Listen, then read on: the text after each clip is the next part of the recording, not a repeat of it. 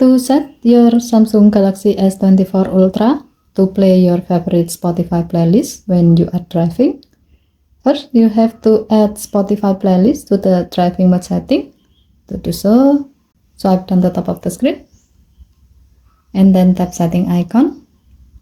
Scroll down the screen to find mode and routine. Tap mode and routine. While you are in the mode section, tap driving. Tap other action. Under suggested action section, tap add action. Scroll down the screen. Tap music. Tap Spotify playlist. Now select the desired playlist and then tap done button to save your selection.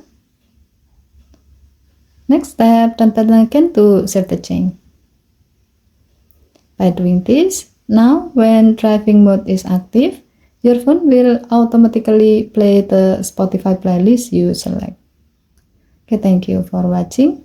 Please help to like and subscribe. Have a nice day.